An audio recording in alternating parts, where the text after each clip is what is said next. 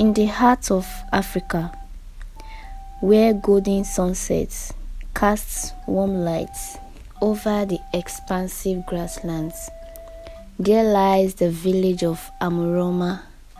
This village is renowned for its skilled blacksmiths, artisans who craft the finest steel tools in the land.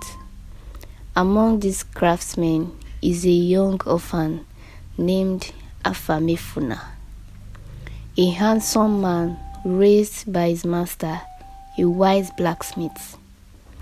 Afamefuna had been abandoned as a baby, who was discovered by his master one day in the bush while gathering herbs for his sick wife. Tragically, she passed away shortly after, and the blacksmith, believing that the gods had blessed him with a son, he decided to raise Afamefuna as his own and also gave him the name Afamefuna. Although Afamefuna grew up loved by his master, some villagers treated him as an outsider, whispering that he was somehow different due to his mysterious origins. Since childhood, Afamefuna had a thirst for knowledge. He loved reading the ancient books left by the British visitors who occasionally passed through the village. At 15, Afamefuna mastered blacksmithing, but secretly, he traded some of his crafted weapons for even more books. Much to his master's disapproval, his master warned him that this fascination with books and foreign knowledge could set him apart, making him seem strange in the eyes of the others. These books opened Afamefuna mind to distant lands and unfamiliar cultures, sparking the dreams of one day traveling around the world. However, many villagers mocked him, feeling uncomfortable around his intelligence. They thought he was too different and no village maiden wanted to marry him. They said he was too smart and too strange. Among the few who stood by him was his closest friend, Etinosa, a warm-hearted girl who secretly loved him. Though she never shared her feelings, she hoped that one day he might see her as more than a friend. Other maidens teased her for her loyalty to Afamefuna, but she brushed off their words and she never changed her mind on being with him. One afternoon, Afamefuna and Etinosa were walking together, carrying machetes made by Afamefuna master to a vendor in the village. As they passed the palace, they noticed a large crowd gathered, buzzing in excitement. Etinosa asked someone nearby what was happening, and they explained visitors from foreign lands had just arrived. Intrigued, Afamefuna replied, "But this is not the first time foreigners have visited us." The person nodded but added, "Yes, but these visitors are likely any we have seen before." Curiosity piqued. Afamefuna pushed through the crowd for a closer look. When he finally saw the visitors, he was awestruck. They didn't resemble the familiar travelers from the nearby villages or even the occasional European visitors. Instead, they had a unique appearance that captivated the crowd. Their smooth, fair skin, almond-shaped eyes, and dark, straight hair were striking, framing their faces in a dignified way. They wore elegant silk garments, simple yet refined, exuding a quiet confidence that commanded respect. These visitors had traveled from Korea, a distant land in Asia, to meet the king, the Korean military had sent them to establish a business partnership with the village-renowned blacksmiths. They wanted to collaborate to create exceptional swords and hammers, trading these goods for valuable resources from Korea. They are meant to stay for good 8 months. The king welcomed them warmly, urging the villagers to extend their hospitality. As the king introduced the visitors by name, whispers filled the crowd. Afamefuna leaned close to Etinusa and whispered, "I've read legends about them. I never imagined I'd meet them in real life." Etinusa nodded, sensing his excitement. The next day, Afamefuna ventured into the nearby forest, known for its breathtaking beauty and rich herbs, to gather supplies for his master. While walking, he spotted one of the Korean visitors wandering among the trees. Curious, he hid behind a small tree to observe her. The visitor was a striking, beautiful young Korean woman named Kim Seo-young, daughter of Lord Kim Seok-jin, a traveler and a researcher. Seo-young explored the forest with wonder, clearly enchanted by its natural beauty. She was accompanied by her personal guard, Ji-hoon, a maid, Sun-ha, and the village palace guard. Afamefuna's heart raised as he watched Seo-young, his gaze lingering on her with fascination. He had never felt such admiration for anyone, not even for his dear friend Etinusa. For a few moments, he was completely absorbed in her presence. Suddenly, Seo-young, not noticing him, stumbled near where he was hiding. Afamefuna quickly moved forward and caught her, preventing her from falling. They locked eyes, a brief yet intense connection passing between them, and his heart pounded in his chest. They separated, and Ji-hoon, Seo-young's guard, rushed forward, drawing his sword in alarm. Seo-young stopped him, speaking in Korea. "Kilojima-seo." Afamefuna apologized immediately. "Please forgive me. I didn't mean any harm," he said. His voice was trembling slightly. Seo-young smiled warmly and replied softly, "Quinchana." Though he couldn't understand her words, but her smile reassured him, and he sighed in relief. Seo-young then remarked, "Your English sounds so smooth," surprising him with her grasp of his language. Nervously, he replied, "Oh, thank you. Call me Seo-young," she said with a friendly smile. He introduced himself, and they exchanged polite words, a warm connection forming between them.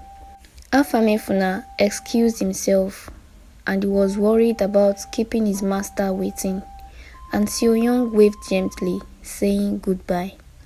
After he left, Seo-young turned to Ji-hoon, her guard, and firmly reminded him, "Remember the promise you made me before we came here." Ji-hoon bowed, apologizing. "I'm sorry, my lady. I'm simply following my lord's orders to ensure your safety." Seo-young's expression softened, but remained firm. "We are not in Korea. Be cautious with how you treat the villagers." Over the next few days, Afamefuna and Seo-young's paths crossed again. One afternoon, Afamefuna was reading an ancient book under a tree near his hut, while Etinusa sat nearby, watching him with a gentle smile.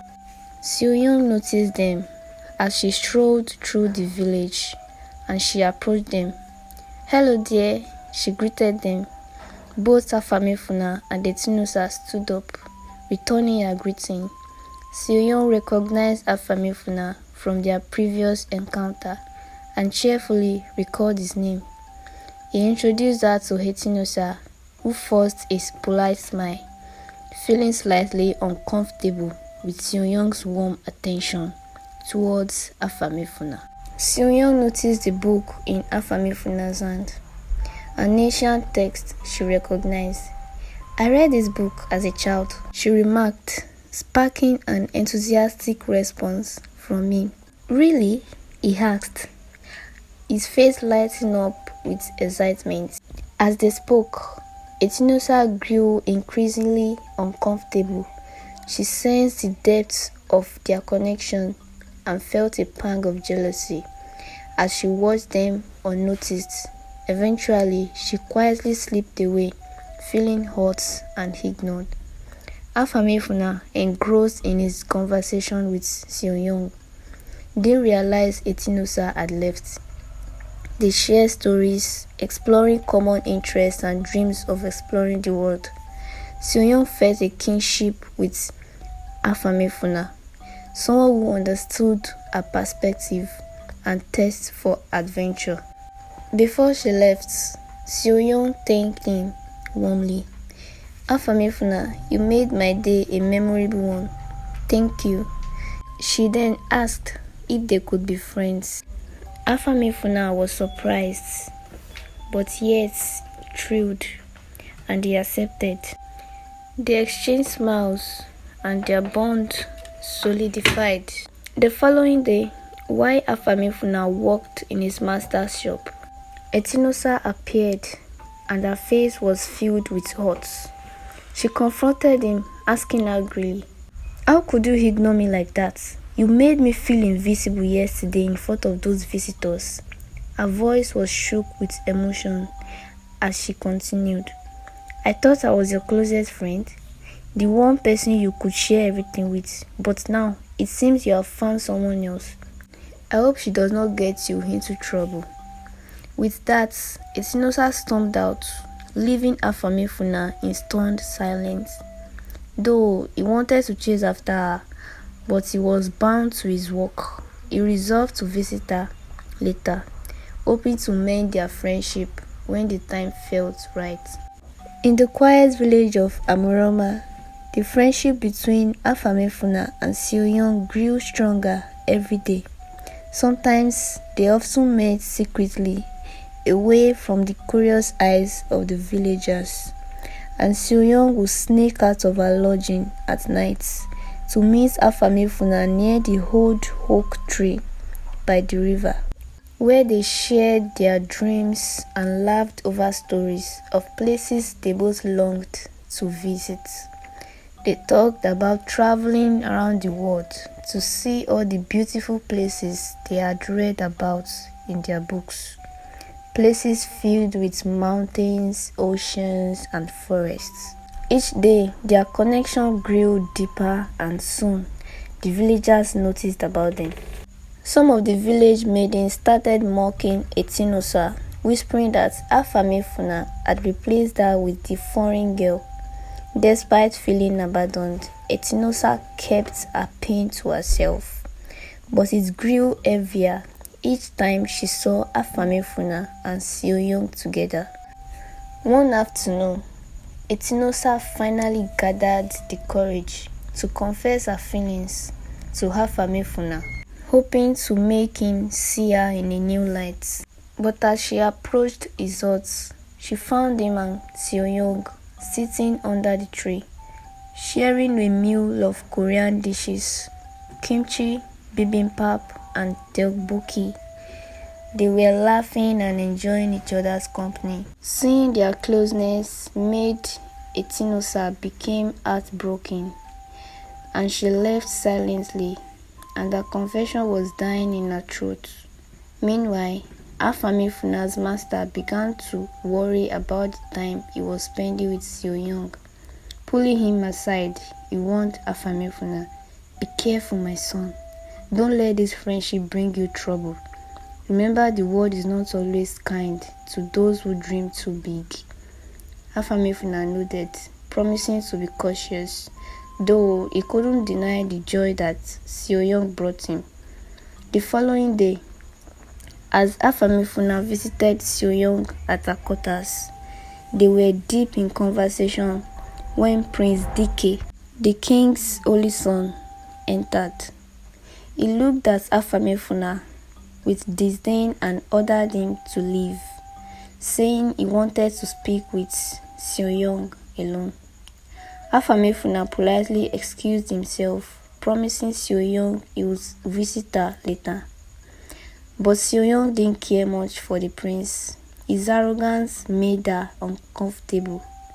Prince Dike, however, was set on making Seo-young his bride. He tried to pull her attention away from Afamefuna, telling her lies about him. He's a nobody, Prince Dike sneered. A poor, fatherless outcast. What could he offer you? But Seo-young, who had come to know Afamefuna's gentle and intelligent nature, saw through the prince's manipulation. Despite her growing feelings, she kept them hidden, fearing the complication they might bring. Afamefuna felt something different when he was with Seo-young, an emotion he had never experienced before. Though he refused to admit to it, he began to realize he was falling in love with her. One night, as they met under the stars, Seo-young couldn't hold back any longer. Afamefuna, she began softly, I have never felt this way about anyone. I think I am in love with you. Afamefuna heart raised as he took her hand, admitting, I feel the same way, Seo-young. I never thought I'd find someone who understands me like you do. With that, they began a tender courtship, meeting under the night sky whenever they could. But Prince Dike, who had noticed their closeness, he became determined to separate them. He met with Etinosa, who was still heartbroken and jealous, and together they plotted. They decided to frame Afamefuna for theft by stealing Jinhoon's prized sword and planting it in Afamefuna hut. Prince Dike ordered one of his guards to take Jinhoon's sword, and Etinosa placed it where Afamefuna would never think to look. The next morning, Jinhoon discovered his sword was missing, and word quickly reached the king. Prince Dike slyly suggested they begin their search at Afamefuna hut. When the guards arrived, they found the sword hidden under Afamefuna bed. Shocked and confused, Afamefuna was dragged to the palace for questioning. Seo-young watched horrified as he was accused of theft. She knew in her heart that Afamefuna was innocent and feared that he has been framed. Amid the crowd, Etinosa stepped forward, claiming that Afamefuna had always admired the sword and might have been tempted to steal it. A lie was the final blow, and Afamefuna was thrown into the village prison. Prince Dike urged the king to keep Afamefuna locked until he could win Seo-young's heart. Seo-young was heartbroken. She locked herself in her room, crying and refusing to eat. Her father became worried and went to the king, telling him how his daughter had suffered the loss of her mother and how he tried his best to raise her alone. Hearing this, the king was reminded of his own late wife and the way he had to raise Prince Dike all by himself, which led him in being a spoiled brat. He realized Afamefuna was innocent and suspecting his son's schemes. He decided to release Afamefuna, announcing that one of the Korean visitors had pleaded for his freedom. Furious, Prince Dike tried to protest, but the king silenced him, saying he would do nothing to offend their honored guests. The moment Afamefuna was released, Seo-young rushed to him and they embraced tightly. Etinosa watched from afar, shame and regret clouding her face. Later, Itinosa found the courage to apologize, admitting her jealousy and guilt. Afamefuna, I am so sorry, she said as tears were streaming down her face. I was afraid of losing you and let my jealousy blind me. I never meant to hurt you. Afamefuna was deeply hurt, but he forgave her, understanding the loneliness that had driven her to act that way.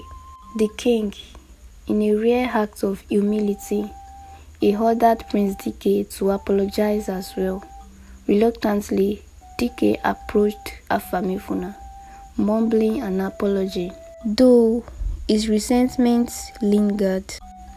Later, Seo-young took Afamefuna hand and looked deeply into his eyes.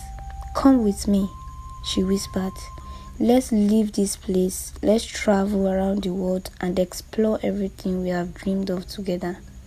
I want us to see it all and to be together. Afamefuna was overjoyed, but then he had a second thought about his master, who had raised him since he was young. When he told his master about the plan, he was surprised about the man's reaction. His master smiled with pride. I will miss you, Afamefuna, but I want you to live your life. Just remember where you came from and know that you will always have a home here. Afamefuna, with a heart of gratitude, he built a farewell to his master and the villagers. He and Seo-young began their journey together, finally reaching the hilltop overlooking the plains. Covered in vibrant flowers, they stood side by side, taking in the view, a symbol of the life of exploration and love they would share. This story highlights the strength of following one's dream and the power of forgiveness. It also teaches us that true friendship and love come from accepting each other's differences and celebrating them. The story also reminds us that jealousy and resentment can lead us to bad decisions, but courage and honesty can help us mend relationships. Afamefuna journey shows that sometimes leaving home can lead us to discover more about who we are and what we are meant to be. So, if you enjoyed this story, kindly like, comment, and subscribe. Also, you can share to your loved ones. Thank you. Bye.